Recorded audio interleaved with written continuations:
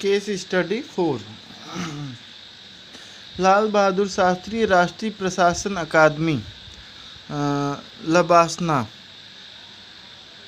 के एक ही कमरे में ठहरे हुए श्री एक्स तथा यशवंत मिश्रा शीघ्र ही दोस्त बन गए। दोनों में कुछ समान बातें थी जिनके कारण उनकी दोस्ती हुई। वे एक ही राज्य से थे। विभिन्न कैरियर रहने के बावजूद उन्होंने एक ही सेवा में नौकरी शुरू की और दोनों को ही उनके गृह राज्य से भिन्न राज्य आवंटित किया गया। दोनों की पृष्ठभूमि में असमानताएं बड़ी आश्चर्यजनक हैं। श्री एक्स आरक्षित वर्ग के हैं और साधारण स्कूल के विद्यार्थी रहे हैं। रेलवे में क्लर्क के पद पर काम करते हुए अपनी कड़ी मेहनत और लगन के बल पर वे आईएएस में आ गए। श्री मिश्रा धनी परिवार से थे और वे दिल्ली के प्रमुख कॉलेज से स्नातक की सनद लेकर बड़े आराम से एलबी लबासना में प्रवेश पा गए। दोनों के बीच की असमानताएं उनकी दोस्ती के बीच नहीं आई। श्री एक्स का विवाह उस समय हो गया था जब वे आईएएस में आए। उनकी पत्नी भानुमति उनसे जिला में तैनाती के समय मिली जब वे परिवीक्षा अधिकारी के तौर पर तैनात थीं। भानुमति भी अपने पति के समान अपने मूल राज्य के इस युवा हीरो के प्रति बहुत लगाव वाली थीं। छुट्टी के दिनों में श्री कभी कभी श्री मिश्रा एक्स की तैनाती के स्थान पर भोजन व बातचीत का आनंद लेने चले जाते थे। आईएएस में आने के 2.5 वर्ष बाद भी मिश्रा का विवाह सुजाता से हो गया, जो एक समय उनके गृह राज्य की सौंदर्य रानी थीं। वह भी एक संपन्न परिवार से थीं। अपने नए जीवन में आने के कुछ ही महीनों में श्री यशवंत के लिए परेशानी वाली बात पैदा करते हुए सुजाता ने इस बात के पूर्व संकेत देने शुरू कर दिए कि श्री एक्स के परिवार से उसके पति की दोस्ती यदि पथभ्रष्ट होना न भी हो तो महत्वहीन तो है ही। आरंभ में वह श्री एक्स के यहाँ श्री यशवंत के साथ चली जाती थीं, लेकिन उसकी टिप्पणियाँ अपरोक्ष रूप से अपने पिता व ससुरालियों के ऊंचे रुतबे पर ही केंद्रित रहती थीं। एक बार तो उसने यह अटकलबाजी भी कर दी कि यशवंत भारत सरकार का कैबिनेट सचिव न भी बने तो राज्य का मुख्य सचिव बन जाएगा। श्री यशवंत को ये फालतू की बातचीत अच्छी नहीं लगती थी, किंतु वे चुप रहते ताकि परिवार में अनबन पैदा न हो। उनको धीरे धीरे यह देखकर बड़ी निराशा हुई कि श्री एक्स के परिवार का उनके प्रति व्यवहार ठंडा होता जा रहा है। हाल ही में होली के त्यौहार के दौरान जब श्री यशवंत ने श्री एक्स के परिवार को आमंत्रित किया तो श्री एक्स ने बहाना बना दिया कि उन्हें स्कूल जाने वाले अपने पुत्र पर ध्यान देने की ज़रूरत हो गई है। श्री यशवंत को यह चिंता है कि वे अपनी दोस्ती में पहले जैसी गर्मजोशी और सौहार्द फिर से कैसे लाएं।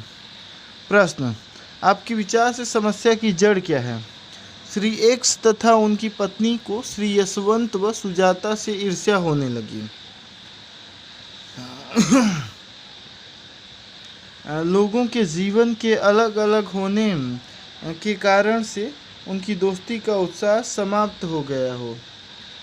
काम करने की आधुनिक परिस्थितियों में साथियों के बीच तेज प्रतिस्पर्धा और चूहा दौड़ होती है। समस्या तो सुजाता के घमंडी व्यवहार से शुरू हुई प्रतीत होती है। श्री यशवंत को चाहिए कि वह उससे अन्यों के साथ व्यवहार में विनम्रता बरतने के लिए कहे। परिचर्चा: उत्तरों में एक का तो यह मामला ही नहीं लगता। श्री एक्स तथा उनकी पत्नी श्री यशवंत के साथ काफ़ी समय से दोस्ताना व्यवहार करते रहे हैं। श्री यशवंत के प्रति उनके मन में लगाव है। जहाँ तक दूसरे उत्तर का प्रश्न है, यह सच है कि दोस्त यदि व्यावसायिक एवं अन्य कारणों से भिन्न स्थानों पर दूर चले जाते हैं तो उनके संपर्क टूट जाते हैं। दूरी एवं समय की दृष्टि से अलगाव से दोस्ती समाप्त हो जाती है, लेकिन इस मामले में दोस्त पास पास ही रहे हैं।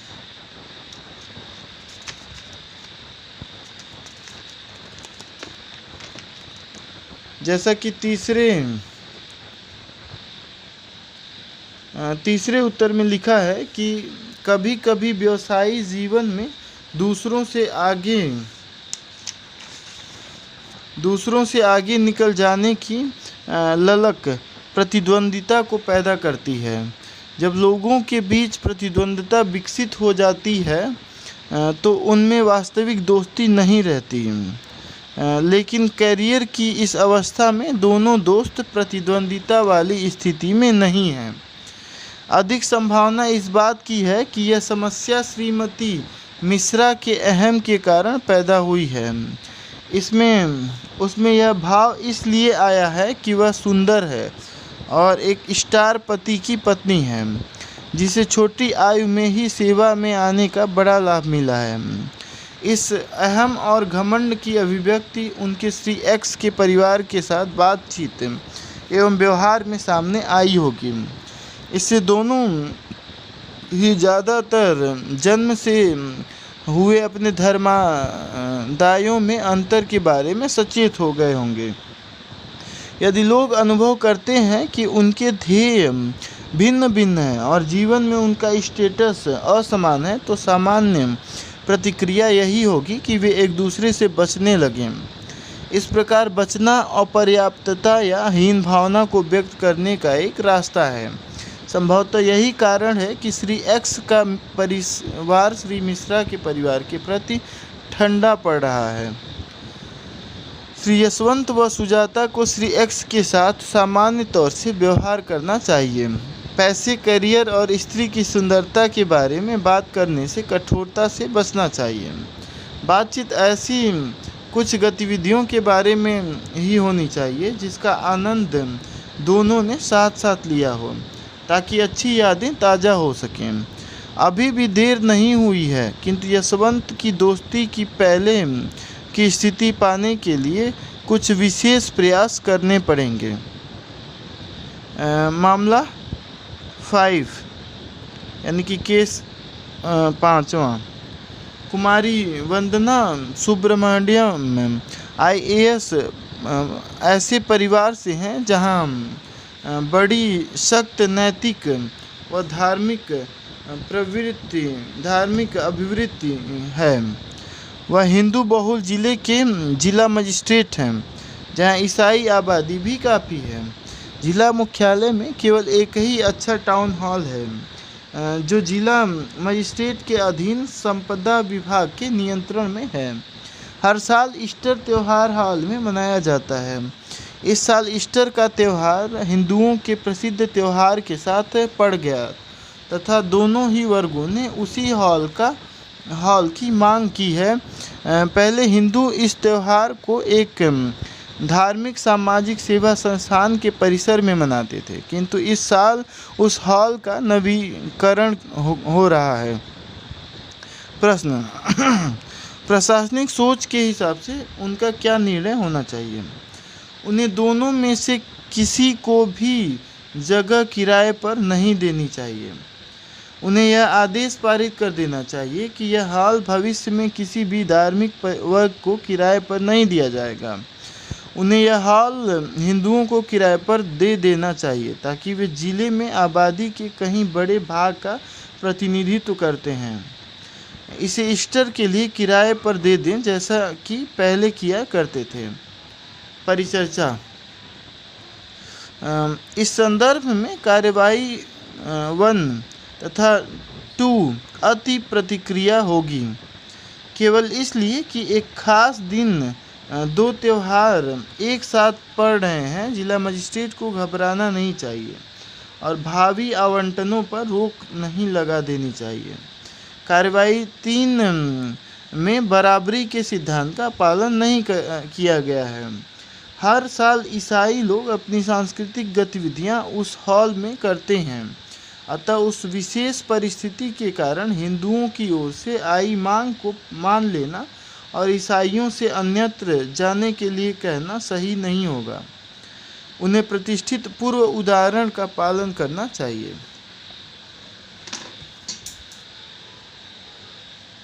क्रम संख्या 4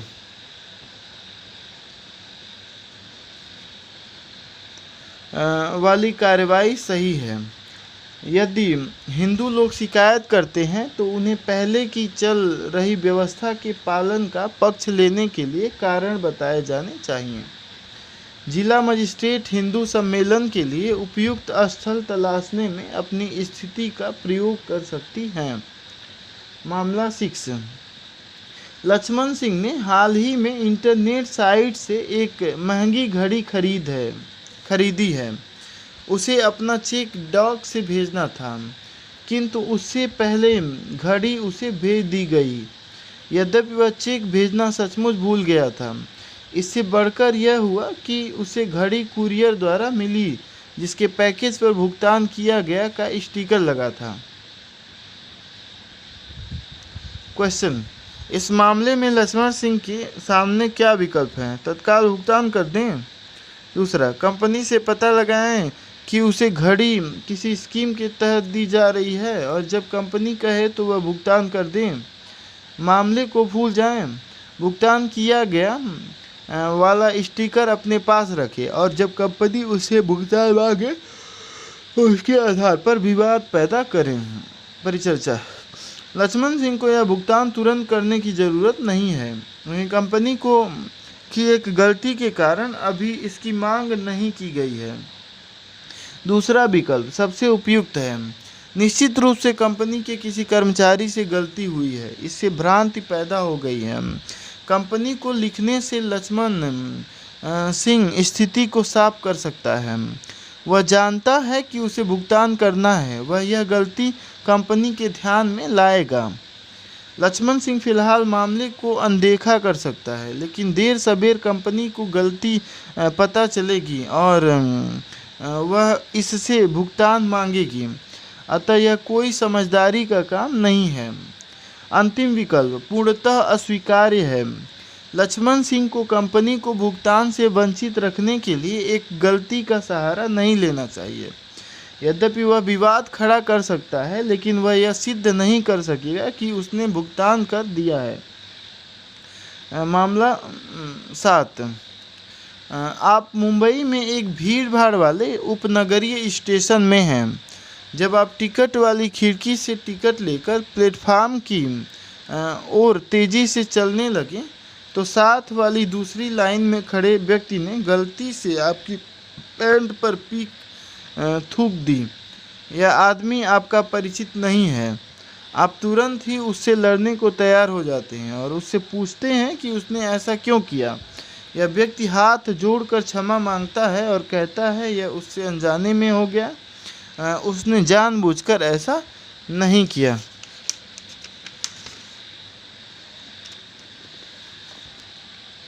क्वेश्चन: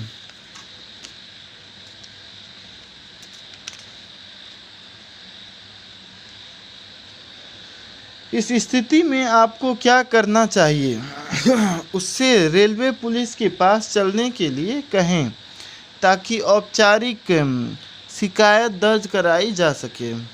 प्लेटफार्म की ओर तेज़ी से बढ़ना चाहिए क्योंकि आपकी ट्रेन जल्दी ही आने वाली है। उस पर थूक देना चाहिए, उसे क्षमा कर दें और भविष्य में सावधानी बरतने की चेतावनी दें। परिचर्चा: देखिए कि दूसरी वाली कार्रवाई में प्रश्न से बचा जा रहा है। ट्रेन के लिए जल्दी करना आपके लिए ज़रूरी हो सकता है, लेकिन ऐसी प्रतिक्रिया से आपके नैतिक रुझान का बिल्कुल पता नहीं चलता, अतः यह उपयुक्त उत्तर नहीं है। तीसरा वाली कार्यवाही बेवकूफ़ी वाली और अनैतिक है। यह व्यक्ति लापरवाह था। आपसे उसे कोई बदला नहीं लेना था। आप से उसकी कोई दुश्मनी नहीं थी। अतः आपको जैसे को तैरना वाला जवाब नहीं देना चाहिए। जैसे को तैसा वाला जवाब। गांधी जी ने सूक्ष्म दृष्टि से अनुभव किया था कि आँख के लिए आँख वाली नीति से पूरी दुनिया नेत्रहीन हो जाएगी। यदि पूरा विश्व अंधा नहीं भी हो तो भी अनेक लोग अपनी आँखें खो देंगे। वास्तव में आपकी प्रतिक्रिया की नैतिक आक्रामकता उस व्यक्ति के लापरवाही के व्यवहार से बहुत अधिक गंभीर होगी। सामान्य प्रतिक्रिया बदले को उकसाती है, लेकिन जैसा कि कन्फ्यूशियस ने कहा है, जब आप बदला लेने के लिए जाने लगें तो 2 कब्रें खोद कर जाइए। क्षमाशीलता से हम दुर्भावनाओं का घृणित बोझ लादे बिना जीवन में आगे बढ़ सकते हैं। क्षमाशीलता सामाजिक कीमतों के उस कुल योग को कम कर देती है जो इसके न होने पर जमा रहता है। निसंदेह वह व्यक्ति लापरवाह और असभ्य था, लेकिन आपको को क्षमा कर देने से उसे अपने आचरण पर सोचने के लिए बढ़ावा मिलेगा। इस प्रकार की हालत में क्षमा कर देना ही सर्वोत्तम कार्य है। इस मामले में उस व्यक्ति की कोई दुर्भावना नहीं थी और उसने क्षमा मांग ली है। अतः नंबर 4 वाली कार्रवाई नंबर 1 वाली की अपेक्षा अधिक ग्राह्य है। केस 8। आपका मित्र उमाकांत ऐसे गांव का है जिसके आसपास का क्षेत्र पिछले वर्ष बाढ़ में डूब गया था। सरकार ने घरेलू सामान दोबारा फसल बोने के लिए बीज खरीदने के लिए नकद सहायता एवं खड़ी फसल के नष्ट हो जाने से हुई हानि की क्षतिपूर्ति हेतु नकद राशि देकर प्रभावित लोगों की सहायता की। उमाकांत के मकान की जगह उसे स्थान दी तथा उसको निजी सामान की कोई हानि नहीं हुई। सौभाग्य से उसकी कृषि भूमि बाढ़ से उफनती नदी से अपेक्षाकृत दूर होने के कारण परिवार को हुई हानि का पूर्णतः सही आकलन करने में असमर्थ रहते हैं। परिणाम स्वरूप लोग बढ़ा चढ़ाकर अक्सर झूठे दावे देकर फायदा लेते हैं। उमाकांत ने भी गांव में औरों की तरह झूठे दावे जमा कराए। प्रश्न: उमाकांत के आचरण की उपयुक्त प्रतिक्रिया क्या होगी? उमाकांत को केवल सच्चे दावे करने चाहिए थे। यह देखने का उत्तरदायित्व तो सरकार की एजेंसियों का है, न कि कोई झूठा दावा स्वीकार न किया जाए का है।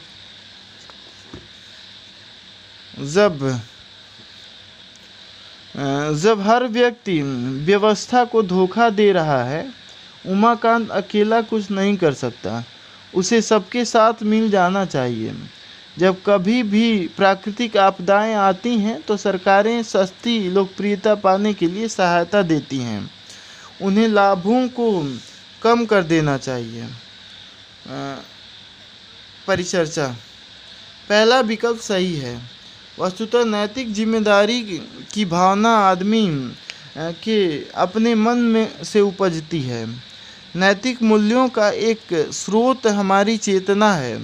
हर सचेतन नैतिक कर्ता में एक आवाज़ होती है जो उसे बताती रहती है कि क्या सही है, अच्छा है और क्या गलत या बुरा है। कोई कार्य गलत ही है यदि वह नैतिकता की कसौटी पर खरा नहीं उतरता है, चाहे उसे किसी ने देखा न भी हो। उमाकांत या इस प्रकार कोई भी व्यक्ति बाढ़ की सहायता के लाभ का हकदार है यदि बाढ़ के कारण उसने विशेष हानि उठाई है। यदि फसल बर्बाद हो गई है तो दावा कर ही नहीं सकता। सरकार एक झूठे दावे को मंजूर करती है या नहीं, इस बात या नहीं, यह बात उसके नैतिक परिप्रेक्ष्य से कोई मायने नहीं रखती। यह गहन संवेदनशीलता की ही बात है कि महान दार्शनिक इमैनुअल कांट ने लिखा है, दो चीज़ें मुझे आश्चर्यचकित कर देती हैं, मेरे सिर के ऊपर तारों भरा आकाश तथा मेरे भीतर का नैतिक नियम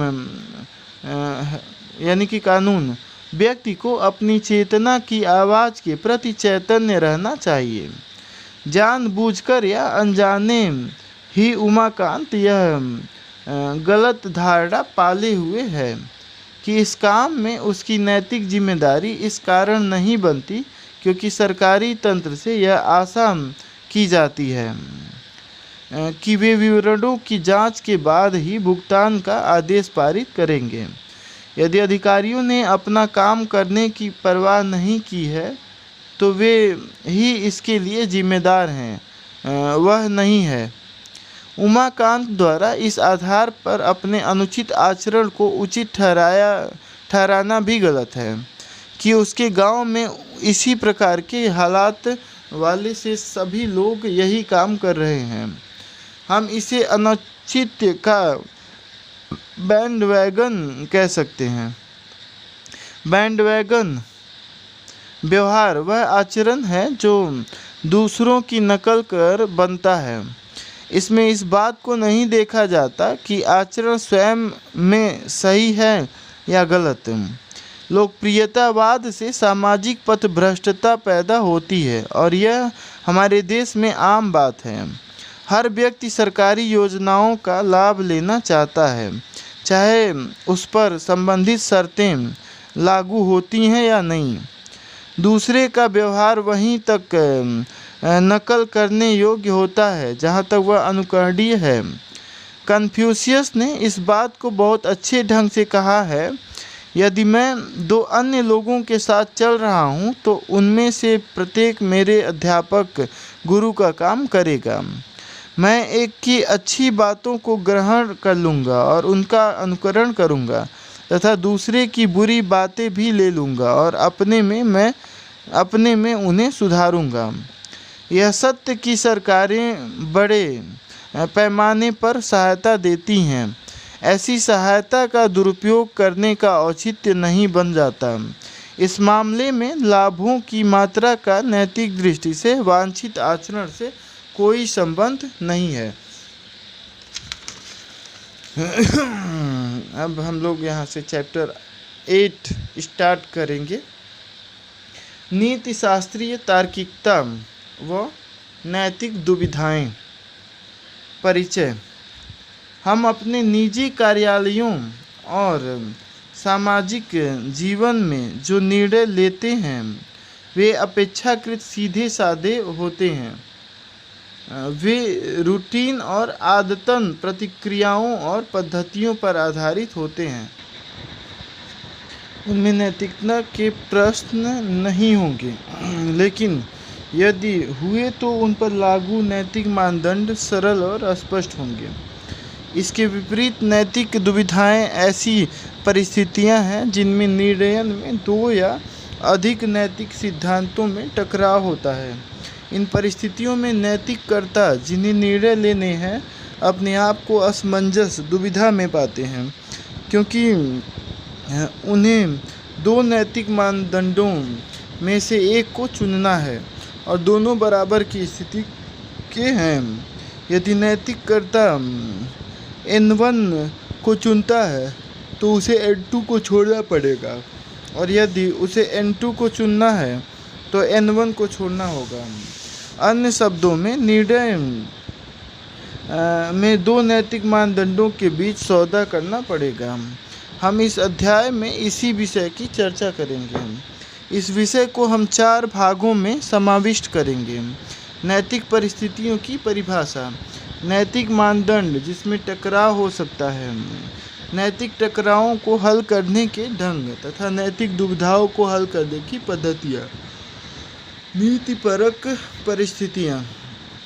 नैतिक दुविधाएं उन्हीं परिस्थितियों में उत्पन्न होती हैं जहां नीतिपरक या नैतिक पहलू या आयाम होते हैं। स्पष्टतः कार्यालय के स्टोर के लिए कागज़ों, पेंसिलों या पेनों का ऑर्डर देने में कोई नैतिक प्रश्न नहीं होते। निर्णय लेने के लिए प्रयुक्त मानदंड उन वस्तुओं की ज़रूरत तथा बजट हो सकते हैं। इस प्रकार किसी हॉस्टल या पुल के डिजाइन में कोई नैतिक पहलू नहीं होंगे। ये निर्णयन के गैर नैतिक संदर्भ हैं।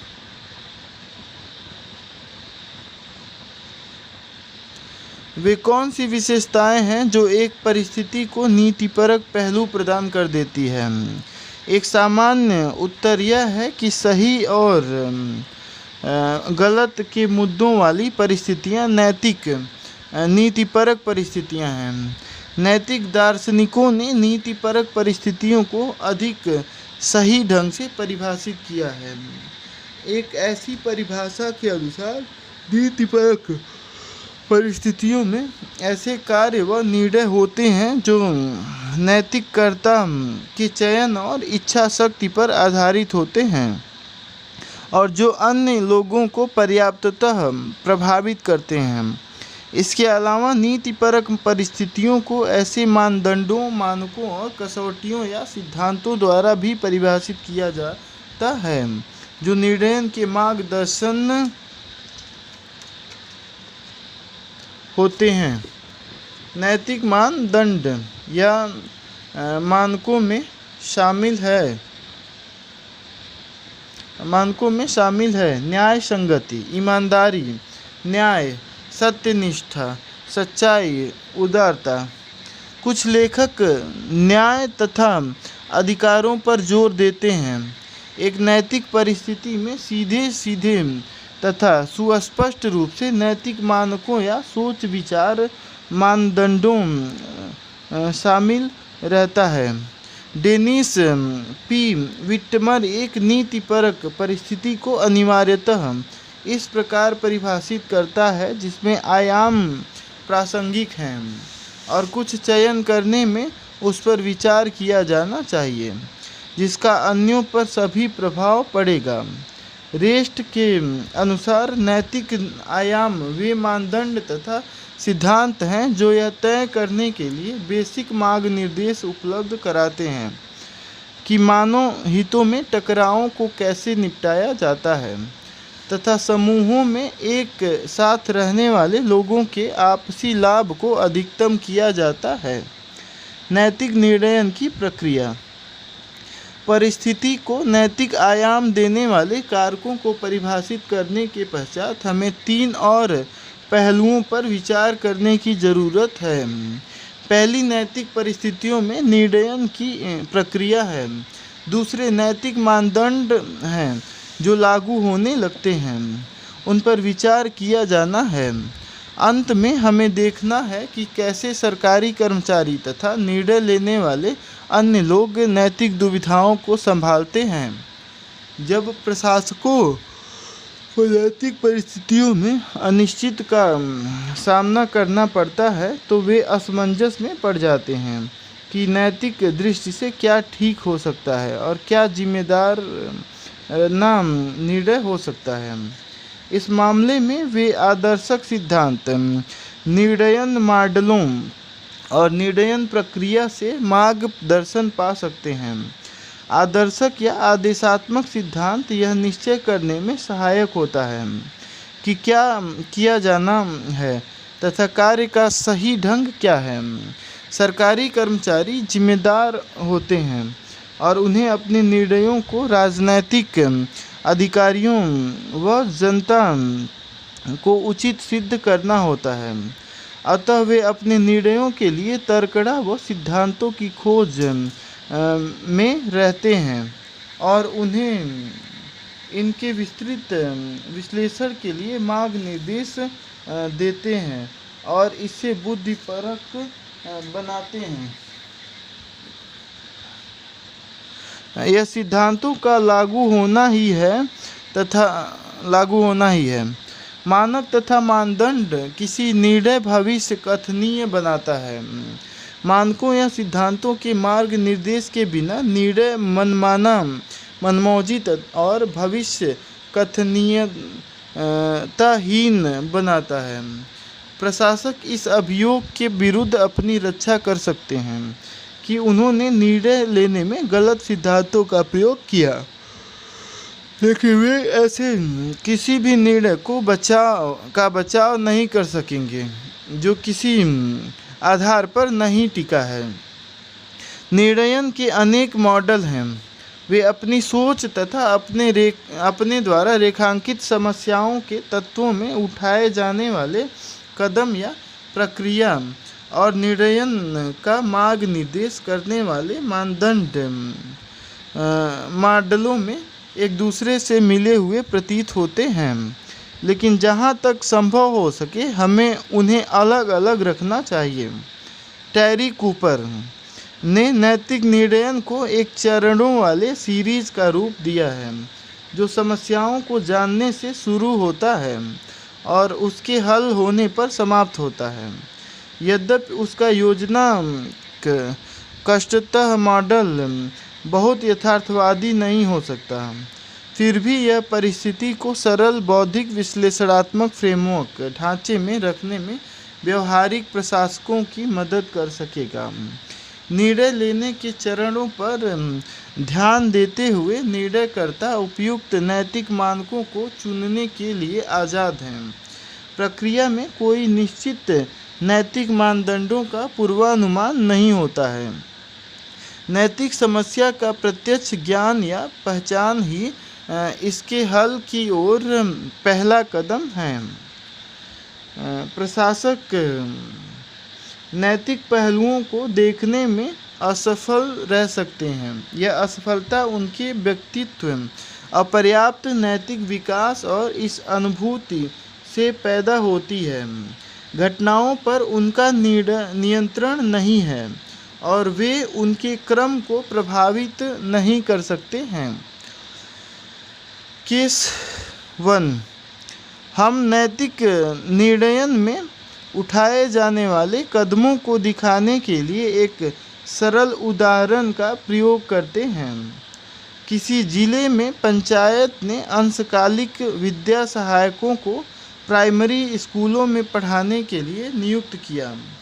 जिला विकास अधिकारी को पता चलता है कि अनेक विद्या सहायक निर्धारित घंटों तक पढ़ाने का काम नहीं कर रहे हैं।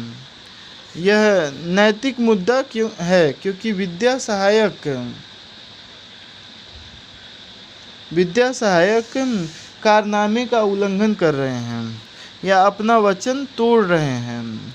दूसरा नैतिक पहलू है ग्रामीण बच्चों को उनके शिक्षा के अधिकार से वंचित करना। पहले प्रश्न के नैतिक पहलू को समझना, पहचानना होगा। दूसरा चरण परिस्थिति को पूरी तरह बताने का है। बताने से मतलब साहित्यिक वर्णन से नहीं है, अपितु परिस्थिति के तथ्यों को पूरी तरह से कहना है। तथ्यों को उद्देश्यपरकता के साथ बताया जाना चाहिए। उपलब्ध तथ्य अक्सर अधूरे हो सकते हैं और लोग उन्हें अनेक परिप्रेक्ष्यों से देख सकते हैं। हमारे उदाहरण में तथ्य हो सकते हैं विद्या सहायकों हेतु पढ़ाने के घंटों के मानदंड से कम, यानी कि घंटों में पढ़ाते हैं क्या, और लोग सहायकों के तौर पर नियुक्ति के लिए उपलब्ध हैं, और क्या तहसील स्तर पर कर्मचारियों प्रशासन ने समस्या को देखा और क्या इस हल करने की कोशिश की। अगले चरण में निर्णय लेने वालों की स्थिति के नैतिक मुद्दों एवं नैतिक मानदंडों को स्पष्ट रूप से बताना होगा। यह अपेक्षाकृत कठिन कार्य है क्योंकि कर्मचारी सामान्यतः मामलों में गैर नैतिक परिप्रेक्ष्य अपनाते हैं। उनकी सामान्य प्रतिक्रिया समस्या को प्रशासनिक या विधि के कोड से देखने की होगी, जिसमें अनुशासनहीनता, निम्न मनोबल के लक्ष्य या नियुक्ति के करार का भंग होना है। नैतिक पहलू है व्यक्ति के उत्तरदायित्वों को पूरा करना। बच्चों के प्रति उचित व्यवहार तथा निष्पक्ष व ईमानदार होना। अगला चरण संभावित विकल्पों को खोजना है। यहाँ पर किसी भी हल को सीधे सीधे अस्वीकृत कर देने के बिना ही सभी संभावनाओं पर विचार किया जाना चाहिए। विकल्पों को मात्र यह या वह तक सीमित नहीं कर देना चाहिए। हमारे उदाहरण में यह या वह वाली सोच यह होगी कि दोषी सहायकों को करमुक्त कर दिया जाए या समस्या को अनदेखा कर दिया जाए। कुछ और विकल्प हो सकते हैं। काम के घंटों, कार्यक्रमों या विद्या सहायकों के कार्यस्थलों में परिवर्तन, गुणवत्ता सुधार कार्यक्रमों का आयोजन और उन्हें लोक सेवा के सामाजिक कर्तव्य की याद दिलाने के लिए आम बैठक का आयोजन करना। अन्य चरण में विकल्पों के परिणामों को सामने लाना है। एक सरल पद्धति है विकल्पों की सूची बनाना और प्रत्येक के सामने इसके लाभ तथा हानि दिखाना। इसमें जरा सी कल्पना की ज़रूरत है। यह ड्रामेटिक रिहर्सल का एक प्रकार है। उदाहरण से कार्य मुक्त वाले विकल्प का अर्थ हो सकता है बच्चों को पढ़ाई से वंचित करना और उनके माँ बाप का असंतोष। यदि वर्तमान ढर्रा चलता रहा तो इससे शैक्षिक गुणवत्ता में धीरे धीरे गिरावट आ जाएगी। हम कुछ और भी लाभ तथा हानियाँ बता सकते हैं। निर्णय लेने की प्रक्रिया में 4 चरण हैं जो पारस्परिक क्रियाशील हैं।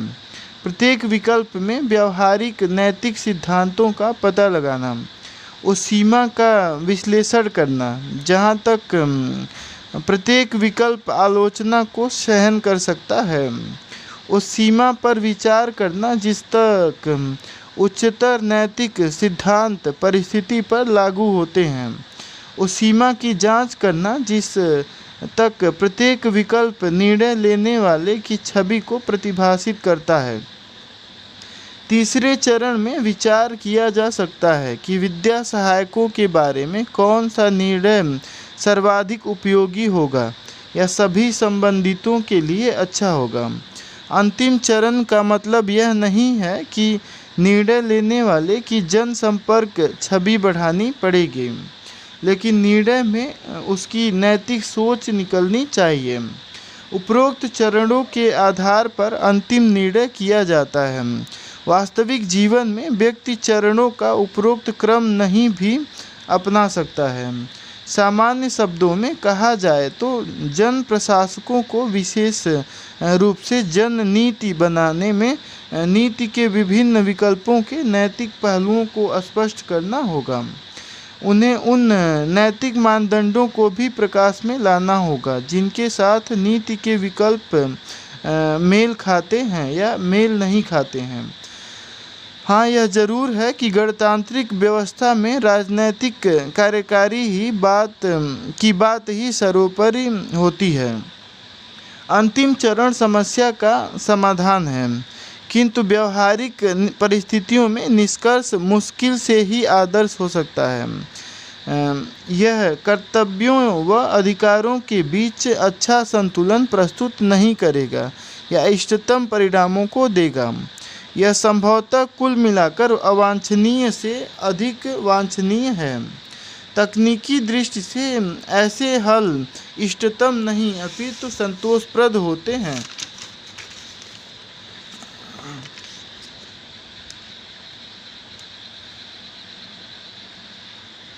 न्यायिक प्रक्रियाओं पर आधारित पद्धति, परिणामतः न्याय। गेराल्ड पॉप्स तथा थॉमस पॉलक ने अपनी पुस्तक the case for justice string thing decision making in public administration में न्याय की पद्धतियों पर आधारित एक अन्य ढंग बताया है, जिसे वे समेकित आदर्शक सिद्धांत मानते हैं। और भी न्याय में जनता का हित, सामाजिक समानता और कुशलता शामिल होते हैं। वे अपनी सोच को अन्य सोचों से बेहतर मानते हैं, जो तकनीकी तर्क बुद्धि और कुशलता, मैक्स वेबर का सिद्धांत, सामाजिक समानता, नैतिकता, सरकारी कर्मचारियों के सद्गुणी चरित्र पर आधारित हैं। वे परिणाम स्वरूप न्याय व पद्धतिगत न्याय हेतु शर्तें भी बताते हैं। परिणाम स्वरूप न्याय के लिए निम्नलिखित शर्तों को पूरा करना जरूरी होगा। निर्णय मामलों के तथ्यों पर आधारित होने चाहिए। हानिकारक क्षेत्र से लोगों को निकालते समय बचाव कर्मचारियों को पहले महिलाओं, बच्चों एवं बुजुर्गों को निकालना चाहिए। निर्णयों में लोक नीति का पालन किया जाना चाहिए। निर्णय ऐसे होने चाहिए जिनसे विधिवत गठित राजनैतिक प्राधिकरण के नीति के लक्ष्यों को प्राप्त किया जा सके।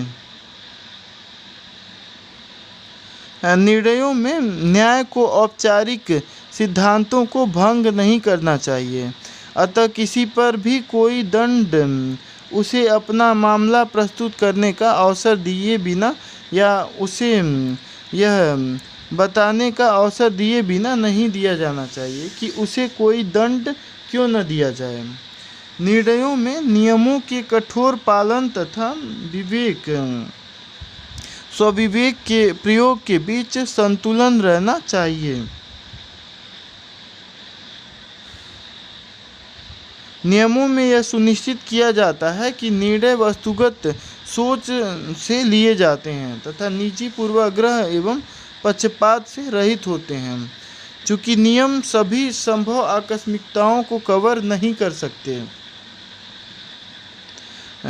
अतः प्रशासनिक स्वविवेक का कभी कभी प्रयोग करना पड़ता है। निर्णयों से लोगों या एजेंसी के ग्राहकों को सेवा मिलनी चाहिए। यदि एजेंसी या सर्विस देने वाले के हित पहले आ जाते हैं तो लोगों को अन्याय झेलना होगा। निर्णयों में अंततः व्यक्तियों एवं समाज के हितों के बीच संतुलन होना चाहिए। व्यक्तियों का ध्यान रखते हुए संगठनों को जनता के धन को बर्बाद करने या उसका अपव्यय नहीं करने देना चाहिए।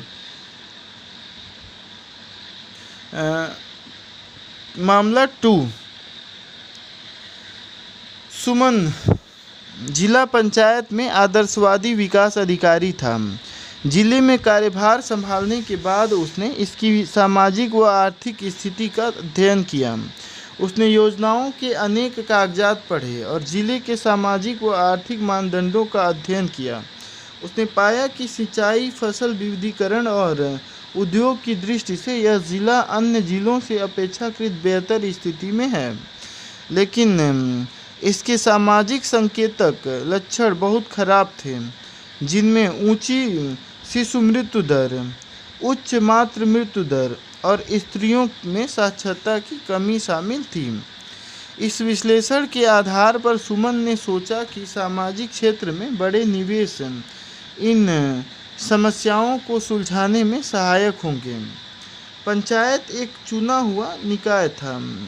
इसने अपने बजट का 40% छोटी सिंचाई पर खर्च करने का निर्णय किया। सुमन का मानना है कि लघु सिंचाई से भूमि रखने वाले किसानों को लाभ होगा और अन्य सामाजिक कार्यक्रम ठप हो जाएंगे। प्रश्न: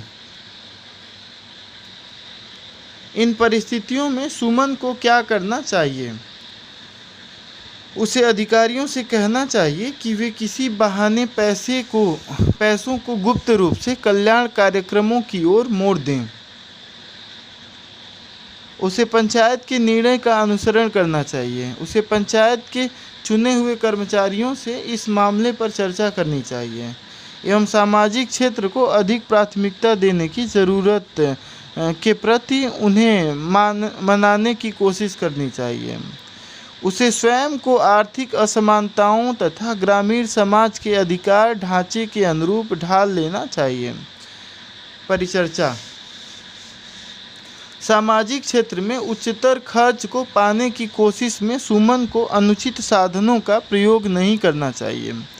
वास्तव में उसे अपने मातहतों को कोई गलत या अनुचित अनुदेश नहीं देने चाहिए। इस प्रकार वह सच्चाई एवं पारदर्शिता के सिद्धांतों का उल्लंघन कर रहा होगा। सुमन चुने हुए निकाय द्वारा लिए गए लोक नीति संबंधी निर्णयों को मनाने के लिए कानूनी तौर पर बाध्य है। वह उन्हें अपने विचार को मानने के लिए तैयार कर सकता है, लेकिन उसे उनकी नीति को कमज़ोर नहीं करना चाहिए। दूसरे विकल्प में सुमन सही काम कर रहा होगा, लेकिन इस मामले में यह काफ़ी नहीं है। चूँकि उसने जिले की विकास संबंधी समस्याओं का ध्यान किया है, उसे पंचायत में गैर सरकारी कर्मचारियों को विस्तार से स्थिति समझानी चाहिए। युवा अधिकारियों को संप्रेषण तैयार करने तथा वार्ता करने की कुशलता पैदा करनी चाहिए। उन्हें बिना प्रयास किए किसी बात को छोड़ नहीं देना चाहिए। तीसरा विकल्प सही कार्यवाही होगा। यहाँ सुमन गैर सरकारी लोगों को सामाजिक क्षेत्र की योजनाओं को उच्चतर प्राथमिकता देने की ज़रूरत के पक्ष में तैयार कर सकता है। उसे कोशिश करने से पहले ही यह नहीं मान लेना चाहिए कि गैर सरकारी लोग उसकी सलाह नहीं मानेंगे। उसकी यह सफलता आंशिक होगी कि वे सिंचाई पर खर्च को कुछ कम कर देते हैं और उस राशि को शिक्षा या स्वास्थ्य में लगा देते हैं। गणतंत्री व्यवस्था में व्यक्ति को चर्चा तथा वार्ता पर भरोसा करना पड़ता है। किसी भी सूरत में पंचायती प्रणाली में चूंकि निर्णय लेने की गैर सरकारी लोगों के हाथों में होती है, अतः उसे एक अनुशासित अधिकारी होने के नाते इस मामले में उनकी अवज्ञा नहीं करनी चाहिए। अंतिम विकल्प निष्क्रिय या भाग्यवादी व्यवहार का एक प्रकार है। युवा अधिकारियों को ऐसी अभिवृत्तियों से बचना चाहिए, क्योंकि इससे उनके अन्य उन क्षेत्रों में किए गए प्रयास भी कमज़ोर पड़ जाएंगे जहां वे कर सकते हैं। न्याय प्रक्रिया को निम्नलिखित अपेक्षाओं को पूरा करना चाहिए। पहुंच की समानता। निर्णयों से प्रभावित सभी लोगों को निर्णय लेने वालों, सूचना तथा निर्णय प्रक्रिया तक बराबर पहुंच की सुविधा दी जानी चाहिए। निष्पक्षता। लोक प्रशासकों को पूर्वाग्रस्त नहीं होना चाहिए और मामले में से असंबद्ध बाहरी विचारों प्रभावों से विचलित नहीं होना जाना चाहिए। पारदर्शिता। सभी जोखिमधारियों को सूचित करते हुए और उनसे जानकारियां प्राप्त करने के पश्चात ही निर्णय खुले ढंग से लिए जाने चाहिए। आजकल सरकार की प्रस्तावित नीतियों को मसौदा प्रारूप रूप में वेबसाइट पर डाल दिया जाता है और जोखिमधारियों की रायें मांगी जाती हैं। जोखिमधारियों के विचारों को संज्ञान में लेते हुए नीति को अंतिम रूप दिया जाता है। उदाहरण के लिए योजना आयोग ने 12वीं योजना के प्रारूप को जनता के विचार आमंत्रित करते हुए अपनी वेबसाइट पर डाल दिया। इसी प्रकार टेलीकॉम रेगुलेटर अपने विनियमों में प्रस्तावित संशोधनों को जनता की प्रतिक्रिया प्राप्त करने के लिए अपनी वेबसाइट पर डाल देता है।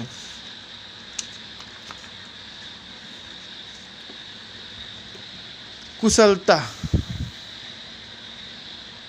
प्रक्रिया दीर्घसूत्री नहीं होनी चाहिए और परिणाम शीघ्र ही किए गए निर्णयों के रूप में होना चाहिए। अनावश्यक देरी न्याय प्रक्रिया की कुशलता को कम कर देती है। भागीदारी व मानवीयता प्रक्रिया में भाग लेने वालों एवं संभावित प्रभावितों के साथ आदर एवं शालीनता का व्यवहार किया जाना चाहिए। अपील करने का अधिकार। निर्णयन में इतनी गुंजाइश होनी चाहिए, रास्ते खुले छोड़ दिए जाने चाहिए कि प्रभावित व्यक्ति उच्चतर स्तरों पर अपील कर सके। ऐसी प्रक्रिया के बिना लोगों के पास उन निर्णयों को निबटवाने का कोई रास्ता नहीं होगा जिन्हें वे अनुचित समझते हैं। भारतीय प्रशासनिक प्रणाली में अनेक निर्णय अर्धन्यायिक पद्धतियों पर किए जाते टिके रहते हैं। ये अदालतों के समान औपचारिक विधिक कार्यवाहियाँ नहीं हैं, तथापि वे प्राकृतिक कानून न्याय के सिद्धांतों का अनुसरण करते हैं। संबंधित लोगों की सुनवाई पेशी होती है ताकि निर्णय लिए जाने से पहले वे अपना दृष्टिकोण सामने रख सकें। पॉप्स तथा पावलक द्वारा बनाई गई पद्धति में परिस्थितियों के नैतिक पहलू तथा लागू होने वाले नैतिक मानदंड रुचि रखने वाले भागीदारों द्वारा निर्णायकों के समक्ष रखे जाएंगे। इस मामले में वे अदालती कार्यवाही जैसे प्रतीत होते हैं। हमें यह भी देखना है कि हमारे द्वारा चर्चित दोनों मॉडल उन नैतिक मानदंडों के बारे में मौन हैं जो किसी विशेष परिस्थिति में प्रयोग किए जाने जरूरी हैं। इन अर्थों में वे औपचारिक पद्धतियां हैं।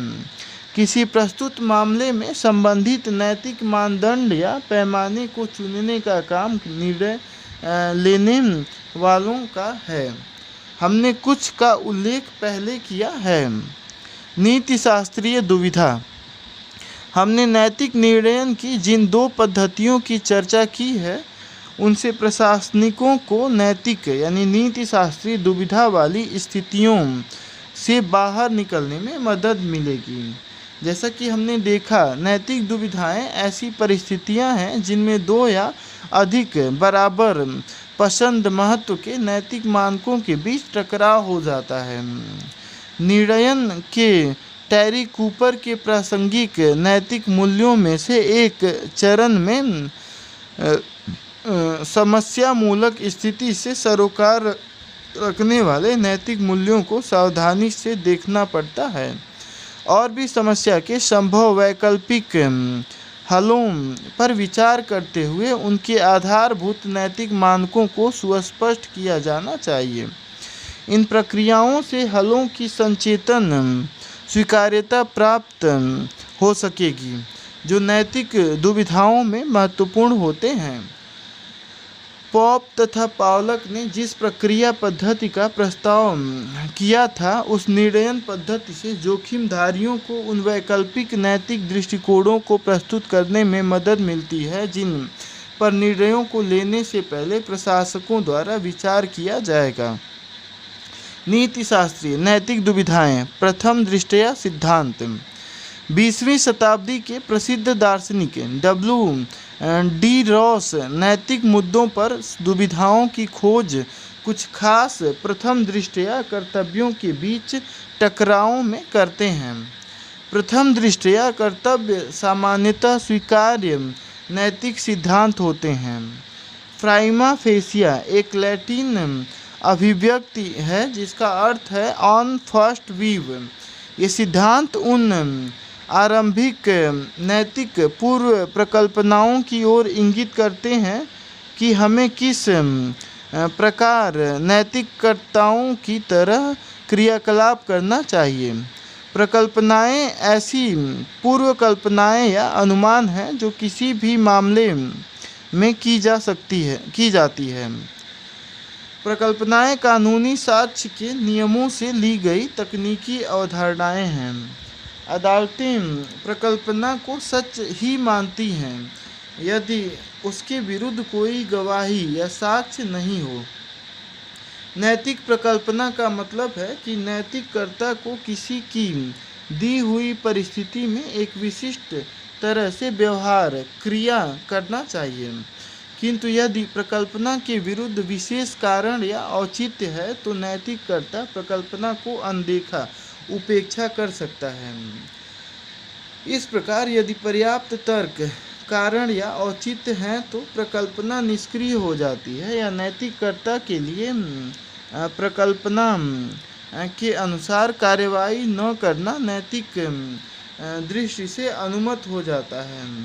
नैतिक दुविधाएं उन मामलों में पैदा होती हैं जिनमें प्रथम दृष्टया नैतिक कर्तव्यों या मानकों के अनुसरण में नैतिक प्रकल्पनाओं का टकराव होता है।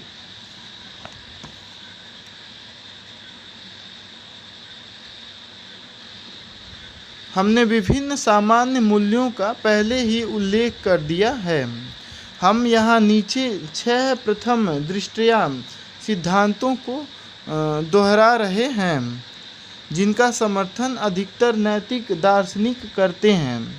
यह इनमें होने वाले टकराव ही हैं जिनसे नैतिक दुविधाएं उत्पन्न होती हैं।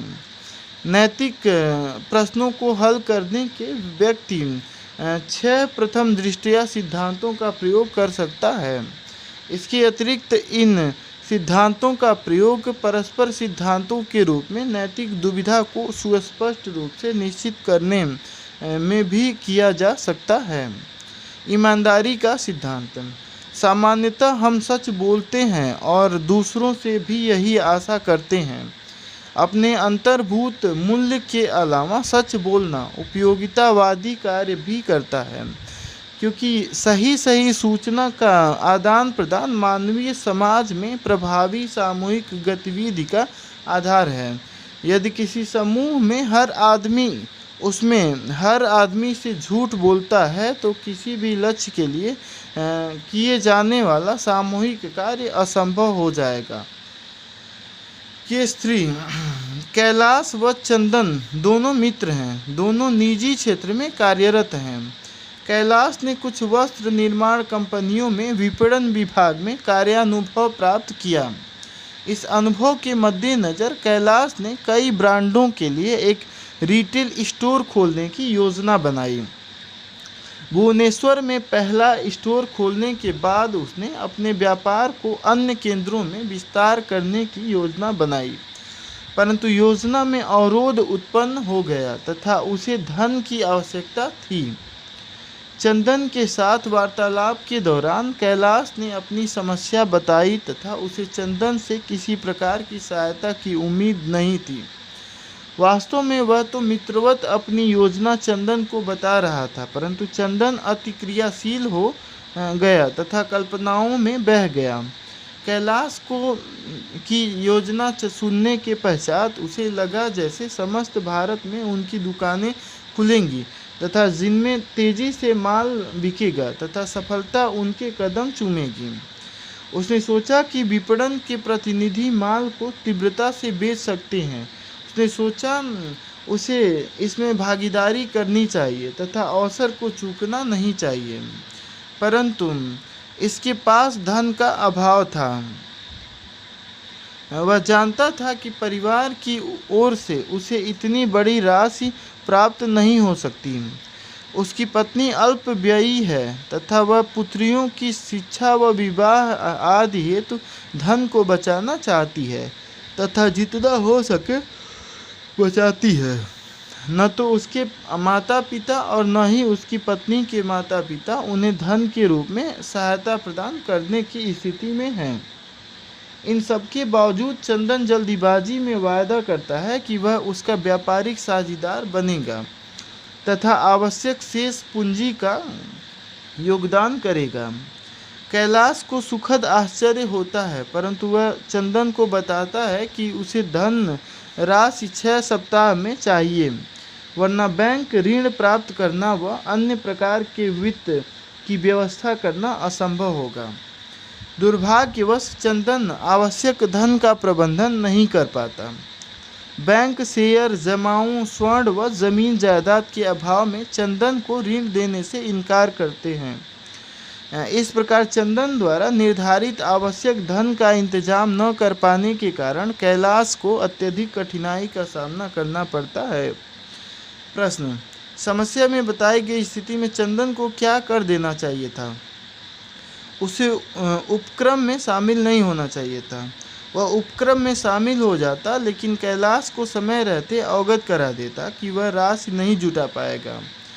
यदि हम जीवन में सामने आने वाले अवसरों को गंवाते रहेंगे तो हम किसी भी क्षेत्र में कोई प्रगति नहीं कर पाएंगे। यह आशा करने में कोई हानि नहीं है कि किसी प्रकार बातें स्वयमेव ही ठीक हो जाएंगी। परिचर्चा।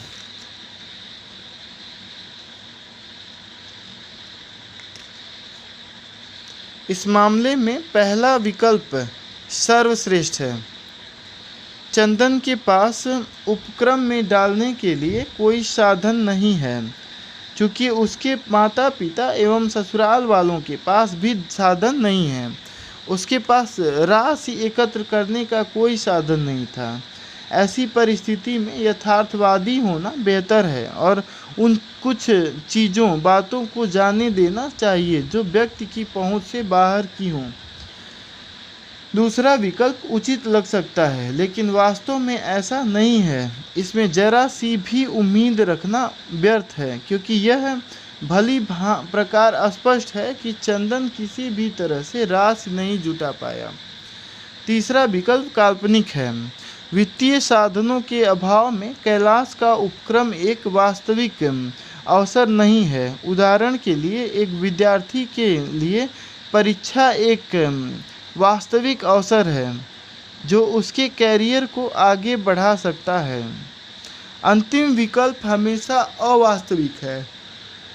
यह चार्ल्स डिकन्स के उपन्यासों में से एक चरित्र मिका वेबर वाली विशेषता है। मिका वेबर ही सब कुछ सर्वोत्तम हो जाने की आशा करता था और उसे विश्वास था कि परिस्थितियां उसके अनुकूल हो जाएंगी। जीवन में ऐसा अक्सर होता नहीं है।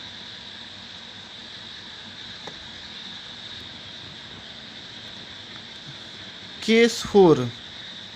ऐसी परिस्थितियां होती हैं जो इतनी मामूली होती हैं कि उनमें किसी प्रकार के उच्च नैतिक मानक को लागू करना ज़रूरी नहीं होता। मान लीजिए कि X ने अपने घर के कार्यक्रम में Y को बुलाया है।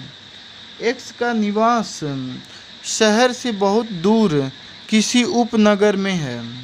X के घर पहुंचने के लिए Y शहर के लंबे घूमते घुमाते ट्रैफिक में गाड़ी चलाने की ऊर्जा नहीं जुटा पाता। ऐसी परिस्थिति में Y को क्या करना चाहिए? तबीयत खराब होने का बहाना बना दे या कहे कि कहीं फंसा हुआ है, आने के लिए राजी हो जाए। किंतु आखिर समय में X को फ़ोन कर क्षमा याचना कर ले। यदि कार्यक्रम समारोह महत्वपूर्ण हो तो आने के लिए सहमत हो जाए। किसी में अन्य मेहमान को अपनी कार ले जाने के लिए राजी कर ले और उसके साथ चला जाए।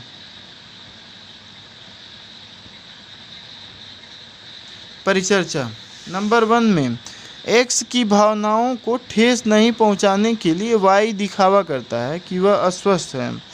एक दृष्टि से Y का आचरण अंतर्वैयक्तिक संबंधों में लज्जास्पद स्थिति से बचने का हानिकारक प्रयास है। तथापि कठोर नैतिकतावादी कहेंगे कि Y को X से समारोह में उपस्थित न रहने का वास्तविक कारण बता देना चाहिए और इस बात से उत्पन्न संभावित बेचैनी या बदमगजी को सहन करना चाहिए। वे यह भी कहेंगे कि सुविधाजनक झूठ बोलने की आदत पड़ जाती है तथा यह और गंभीर नैतिक अपराधों की आरंभिक सीढ़ियां बन जाता है। प्रसंगवश कार्यालयी आचरण को नियमित करने वाली व्यावसायिक नैतिकता या नियमों में सत्य भाषण को पहले से ही अपरिवर्तनीय मानदंड माना जाता है। यदि कोई अपवाद हो तो उन्हें गैर सरकारी संदर्भों में अनदेखा कर दिया जाता है। दूसरा विकल्प पहले से भी बहुत बुरा है, क्योंकि उस मामले में एक्स ने वाई के आने की संभावना में प्रबंध किए होंगे तथा पैसा खर्च किया होगा। तीसरा विकल्प सर्वोत्तम है, क्योंकि आशा की जाती है कि कोई भी मुख्य सामाजिक आयोजकों को छोड़ेगा नहीं। इनमें जाने में जितने कष्ट होते हैं वह उसे उठाने जरूरी हैं। यदि आयोजन छोटा मोटा हो तो वाई खुलकर एक्स को भारी ट्रैफिक में गाड़ी चलाने की कठिनाई के बारे में बता सकता है। चौथा विकल्प अवांछनीय है। अन्य मेहमान भी उसी परेशानी का सामना करेंगे जो भारी ट्रैफिक में गाड़ी चलाने में वाई को हो रही है। वाई अपनी समस्या को किसी दूसरे पर डाल रहा होगा। यह फ्री लोडिंग की अवांछित विशेषता या आत्मनिर्भरता की कमी भी बताता है। केस 5 नैतिक दुविधा का एक किताबी उदाहरण एक तमाशबीन का है जो एक निर्दोष व्यक्ति को उन लोगों से जान बचाकर भागते हुए देखता है जो उसे मार डालना चाहते हैं। गुंडों द्वारा उस व्यक्ति का अता पता पूछे जाने पर वह व्यक्ति उन्हें किसी और दिशा का इशारा कर देता है जो उस व्यक्ति के छुपने वाली जगह के विपरीत था। इस तमाशबीन के आचरण को देखने के 4 दृष्टिकोणों पर विचार कीजिए। प्रश्न निम्न में से कौन सा विकल्प सर्वोत्तम होगा? तमाशबीन का आचरण सही है। तमाशबीन का आचरण यद्यपि सामान्य बुद्धि के अनुसार उचित है, किंतु यह नैतिक सिद्धांत का उल्लंघन है। तमाशबीन की प्रतिक्रिया अनुचित है। यह कोई ऐसा नैतिक वाक्छल या पहेली नहीं है जिसके लिए परेशान हुआ जा सके। परिचर्चा। पहली प्रतिक्रिया ठीक है। कैंटियानिज्म पर अपनी चर्चा में हमने बताया कि कांट तमाशबीन को नैतिक कमी या चूक का दोषी ठहराएगा। यहाँ रॉस का विचार भिन्न है। इस उदाहरण में 2 मानदंडों के बीच टकराव है, सच बोलना और लाभकारिता या सामान्य शब्दों में दूसरों को हानि से बचाना। रॉस का कहना होगा कि ऐसी परिस्थिति में लाभकारिता ही सच बोलने के ऊपर रहेगी। अन्य शब्दों में नैतिककर्ता का लाभकारिता को इस मामले में ऊपर रहने वाला सद्गुण मानना सही होगा। बहुत कम दर्शनशास्त्री इस बात को स्वीकार करेंगे कि तमाशबीन की प्रतिक्रिया किसी नैतिक सिद्धांत का उल्लंघन करता है। जैसा कि हमने ऊपर देखा है, ज़्यादातर विचारक तीसरी राय को अनुचित मानेंगे। यह उस बात के अनुरूप नहीं है जिसे दार्शनिक लोग मानवता की सामान्य सोच कहते हैं। जब किसी परिस्थिति में 2 ऐसे मूल्य टकराते हैं तो उच्चतर नैतिक मूल्य अपनाने के लिए रॉस ने सैद्धांतिक औचित्य बताया है। चौथी प्रतिक्रिया लक्ष्य से परे है। हमें किसी भी समस्या को कम से कम सैद्धांतिक अध्ययनों में अनदेखा नहीं करना चाहिए, चाहे यह पूरी काल्पनिक लगे या सनकी ही क्यों न हो। नीति शास्त्र में यह अन्य किसी विषय में प्रगति विभिन्न समस्याओं की तार्किक दृष्टिकोण से जांचने के परिणाम स्वरूप होती है। प्रत्येक समस्या जिसमें तत्व का अभाव लगता हो तार्किक ढंग से जांची जानी चाहिए। वचन निभाने का सिद्धांत। हमें अपने कार्यालयों, सामाजिक और पारिवारिक जीवन में अपने वायदों, वचनों को पूरा करना चाहिए। कार्यालयों, सरकारी कामकाज या व्यवहार में वायदे संविदाओं में लिखे रहते हैं। कानूनी तौर पर किए गए करारों संविदाओं का पालन पूर्ति करना सरकारी संगठनों के लिए नैतिक मानदंड हैं। लेकिन संविदाएं कठोर कानूनी प्रलेख हैं और अक्सर इनसे शर्तों को तोड़ने के आधार पर मुकदमेबाजी होती है। ऐसा ज़रूरी है कि कुछ ऐसी शर्तें हैं जिनमें संविदा करने वाली पार्टी अपने उत्तरदायित्वों को पूरा करने से रुक सकती है। ये दैवी कारण की प्रकृति होती है जिन पर किसी को जोर नहीं चलता। कोई ठेकेदार किसी नदी को पार करने के लिए नहर हेतु एक जल सेतु का निर्माण विनिर्दिष्ट अवधि में करने का ठेका कर सकता है, लेकिन यदि अप्रत्याशित बाढ़ उसके काम को रोक देती है तो उसे अपना काम पूरा करने के लिए इस दैवी कारण की वजह से अतिरिक्त समय देना होगा।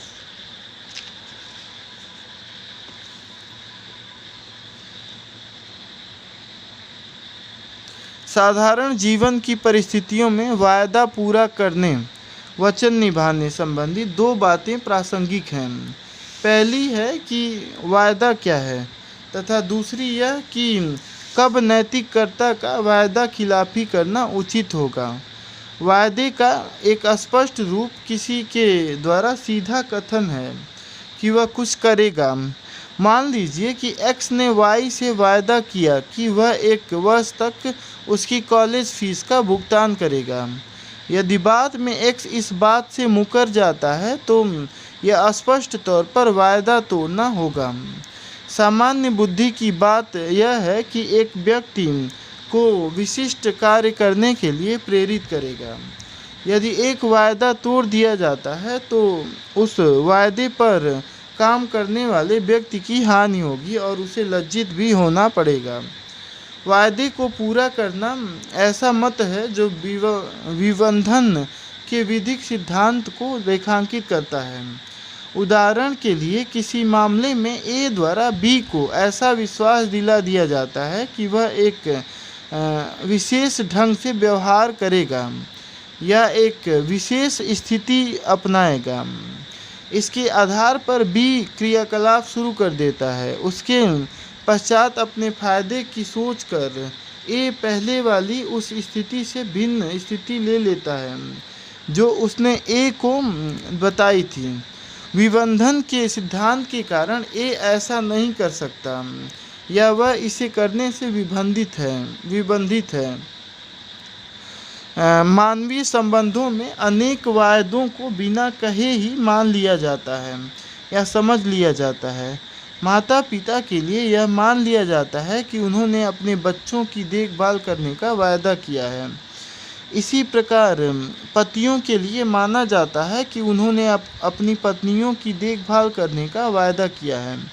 वास्तव में हिंदू विवाह के वचन पति पर स्पष्टतः कर्तव्य लाद देते हैं।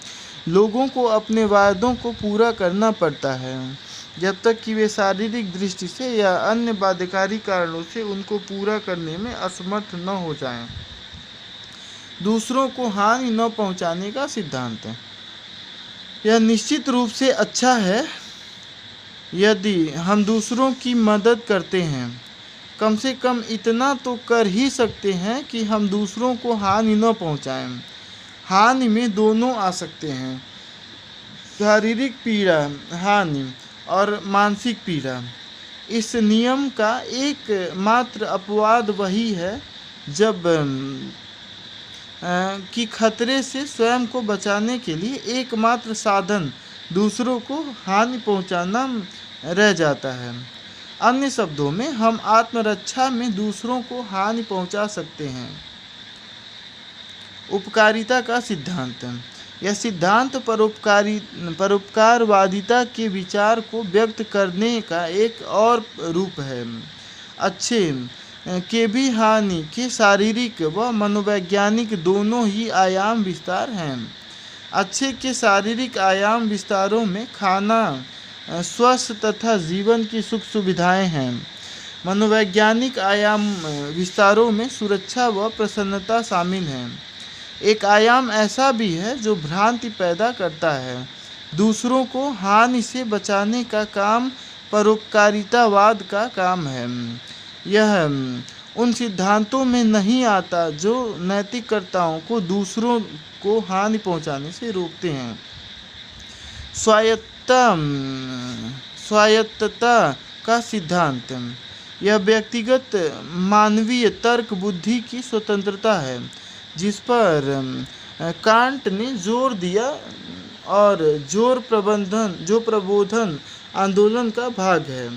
इसका तात्पर्य यह है कि मानव अपना जीवन वैसे ही जी सकते हैं जैसा वे चाहते हैं, बशर्ते वे इस प्रक्रिया में दूसरों के अधिकारों का अतिक्रमण न करें।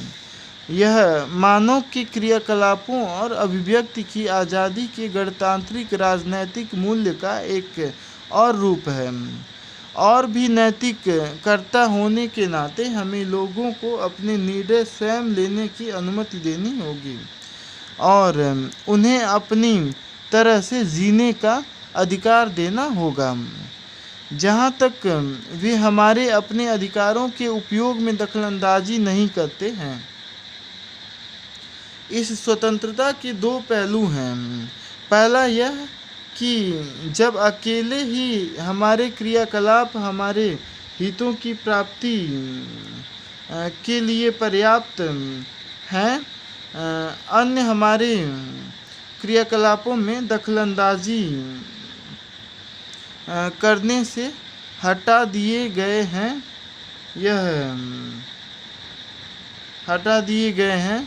यह हस्तक्षेप न करने का अधिकार है।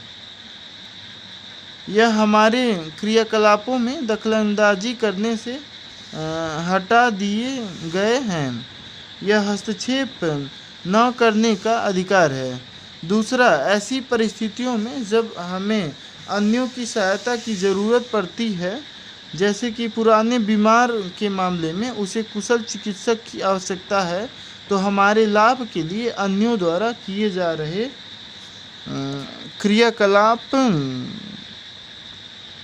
क्रियाकलापों पर नियंत्रण का हमारा अधिकार है।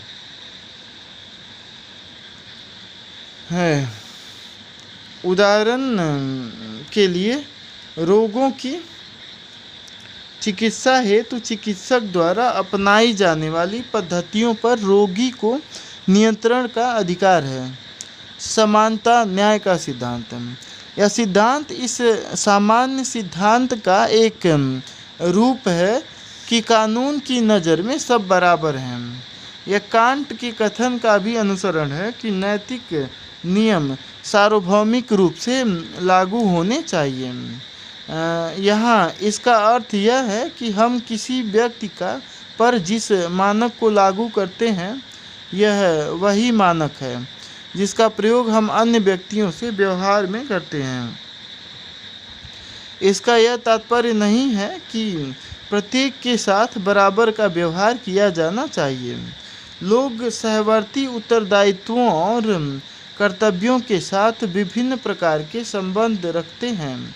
हम यह बात समझते हैं और लोगों से अपने संबंधों की प्रकृति के आधार पर उनसे भिन्न भिन्न व्यवहार करते हैं।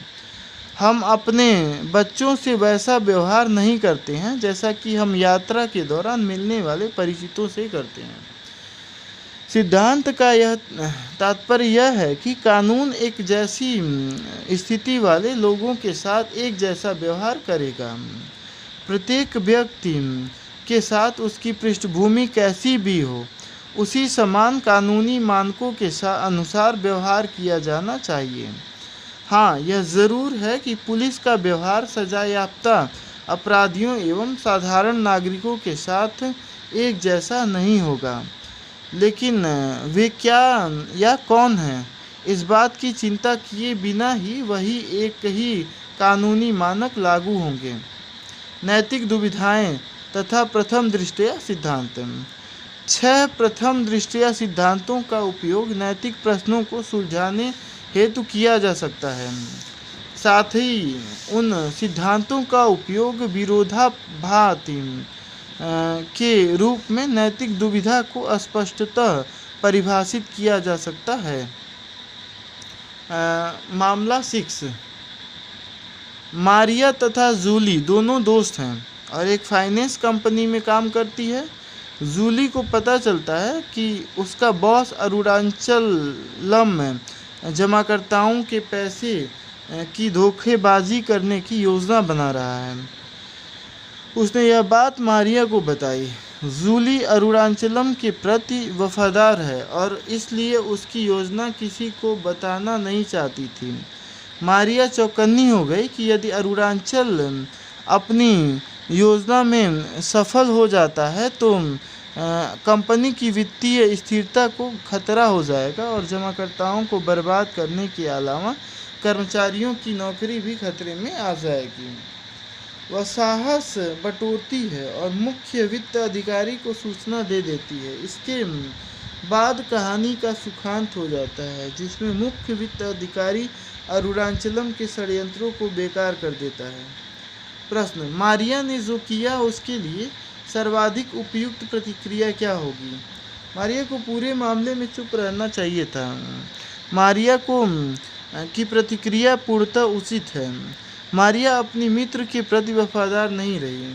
मारिया को कहानी में शामिल नहीं होना चाहिए था या उसे जूली पर ही बात छोड़ देनी चाहिए थी कि वह जो उचित समझती कर लेती।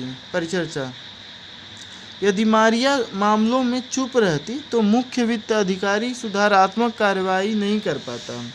अनेक लोग पैसे की दृष्टि से बर्बाद हो जाते, अतः यह विकल्प स्वीकार नहीं किया जा सकता।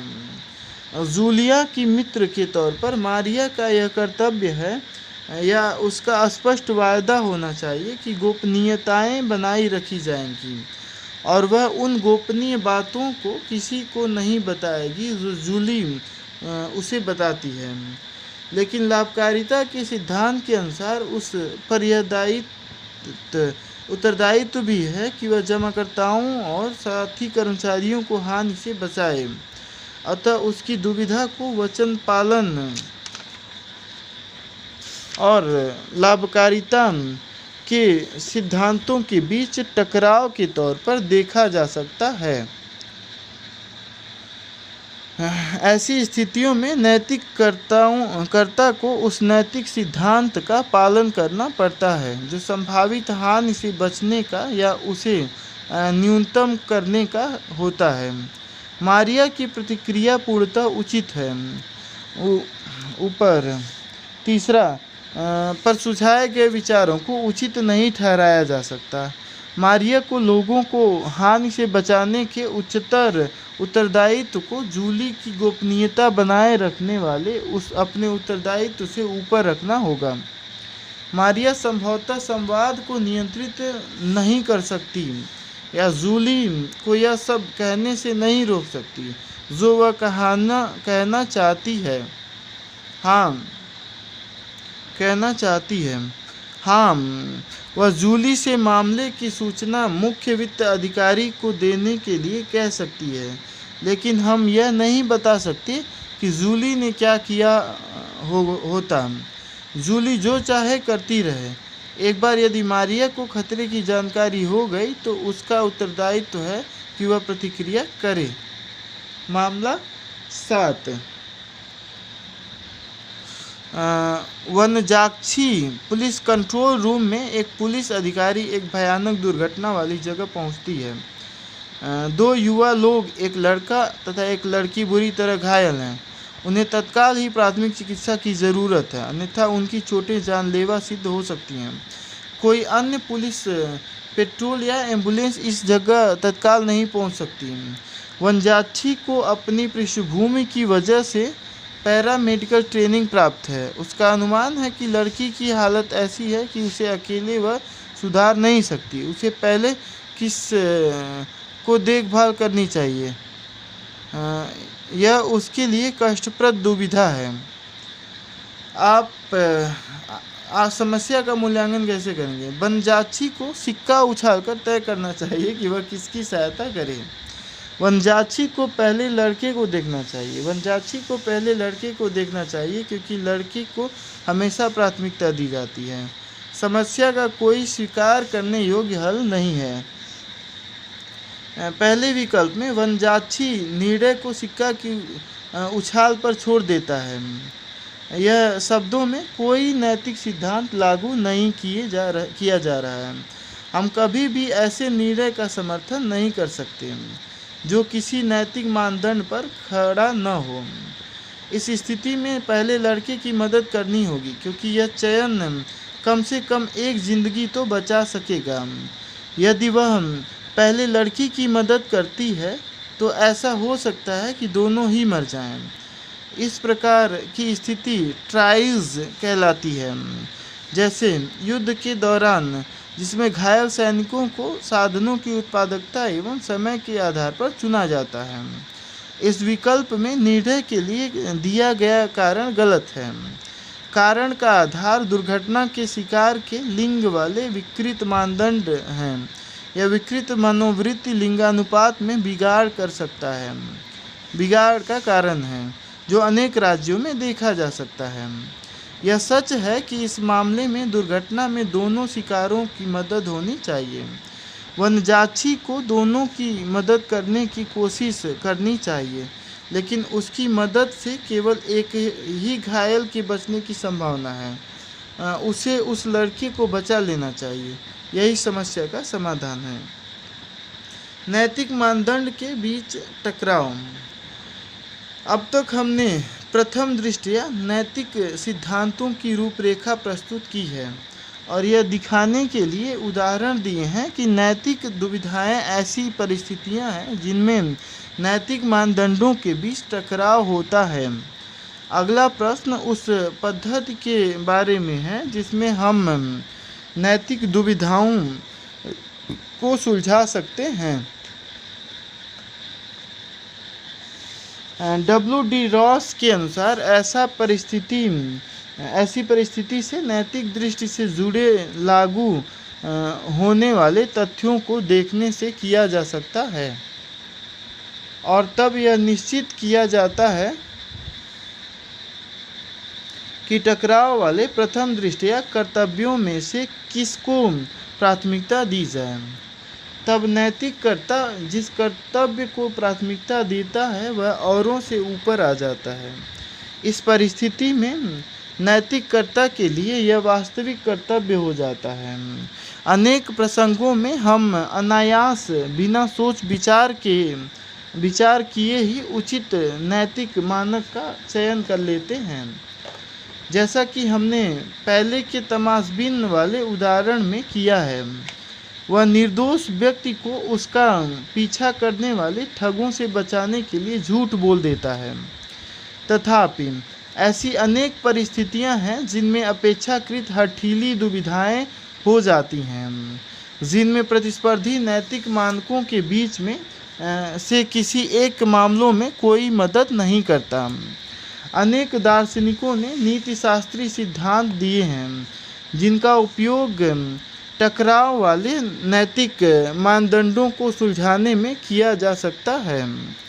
वे सैद्धांतिक आदर्शक नीतिशास्त्र के क्षेत्र में संबंध रखते हैं। हमने ऐसे दो सिद्धांतों को अलग अलग स्पष्ट किया है, उपयोगितावाद तथा नीतिशास्त्री सिद्धांत। हमें यहाँ इन विचारों को पुनः देखने की ज़रूरत है। संक्षेप में, उपयोगितावाद उन रास्तों की सिफारिश करता है जो सामाजिक कल्याण या प्रसन्नता का सर्वाधिक करते हैं। नियम उपयोगितावाद का पसंदीदा रूप है। नीतिशास्त्री सिद्धांत उन नैतिक नियमों की सिफारिश करता है जिन्हें बिना किसी अपवाद और विचलन के सभी पर लागू किया जा सकता है। यह मानवीय प्रवृत्तियों के स्थान पर सार्वभौमिक रूप से लागू कर्तव्यों के कठोर पालन करने को प्रतिष्ठित कर देता है। नीतिशास्त्रीय नैतिक दुविधाओं के विश्लेषण हेतु ढांचा। अपनी पहले की चर्चा में हमने उन ढांचों पर विचार किया है जिनका प्रयोग सरकारी कर्मचारियों द्वारा नैतिक परिस्थितियां वाले निर्णय लेने में किया जा सकता है।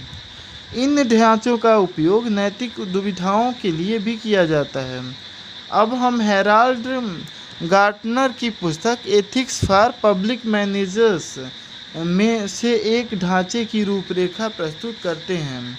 यह नीति शास्त्रीय दुविधाओं का विश्लेषण व हल शीर्षक वाले अध्याय से लिया गया है। निम्नलिखित प्रश्नों के उत्तर आपको बताएंगे कि समस्या एक नीति शास्त्रीय दुविधा है या नहीं। क्या इस मामले में महत्वपूर्ण नैतिक मानकों के बीच टकराव है? क्या टकराव वाले मूल्यों को सीधे सीधे पहचाना जाना जा सकता है या उन्हें पहचानने के लिए और आगे विश्लेषण करना ज़रूरी है? क्या मामले का और आगे विश्लेषण करना या प्राथमिकता वाले मूल्यों को निश्चित करने के लिए परिमाणिक मात्रिक अध्ययन करना ज़रूरी है? नैतिक तौर पर मजबूत निर्णय प्राप्त करने के लिए निम्नलिखित बातों का अध्ययन करने की आवश्यकता है। कानून कार्रवाई की दिशा क्या है? इस मामले में किस कानून का संकेत मिल रहा है? दार्शनिक और सांस्कृतिक पृष्ठभूमि दार्शनिक तथा सांस्कृतिक विचार से प्रत्यक्ष नैतिक ज्ञान प्राप्त होता है और जो उचित प्रतिक्रियाएं मानी जाती हैं। ऐसे दार्शनिक तथा सांस्कृतिक विचारों से इस मामले पर क्या प्रकाश डाला गया है? व्यावसायिकतावाद वे सूचनाएं कौन सी हैं जो इस मामले में विशेषज्ञों एवं सामान्य प्रशासकों द्वारा दी जानी जरूरी है? सरकारी निर्णयों में चाहे नैतिक या अन्य संदर्भों में संबंधित व्यावसायिक सूचनाएं लाई जानी चाहिए। चौथा, संगठनात्मक गतिशीलता क्या समस्या को किसी भी प्रकार से संगठन या इसके कर्मचारियों में खोजा जा सकता है? जैसा कि हमने भ्रष्टाचार वाले अध्यायों में देखा था, नागरिकों की अनेक समस्याएं पुलिस स्टेशन हाउस अधिकारियों, ग्रामीण राजस्व कर्मचारियों तथा योजना स्थल पर कार्यरत लोक निर्माण अभियंताओं के सोच से उत्पन्न होती है। निजी पहलू यह निर्णय लेने वालों द्वारा आत्मनिरीक्षण को बताता है। उन्हें अपने आप से पूछना है, इस नैतिक दुविधा को सही ढंग से संभालने के लिए हमें क्या जानने की ज़रूरत है। अब यहाँ से तो जो समरी है वो दिया हुआ है। चलिए क्वेश्चन पर लेते हैं। नैतिक दुविधा से आप क्या समझते हैं? नैतिक दुविधा को सुलझाने के लिए क्या कदम उठाए जाते हैं? ऐसी 3 परिस्थितियों के उदाहरण दीजिए जिनमें नैतिक दुविधा हो। नैतिक समस्याओं को सुलझाने के लिए लागू होने वाले वास्तविक न्याय एवं पद्धतिगत न्याय के सिद्धांत क्या हैं? W.D. रॉस ने नैतिक दुविधा की समस्या को किस प्रकार जाना? उस विश्लेषणात्मक ढांचे का वर्णन कीजिए जिससे सरकारी कर्मचारियों को नैतिक प्रश्नों को निपटाने में मदद मिल सके। दार्शनिकों द्वारा चर्चित नैतिक दुविधाएं क्या प्रशासनिक परिस्थितियों से बहुत भिन्न हैं? चर्चा कीजिए। इस तरह से ये चैप्टर एंड होता है।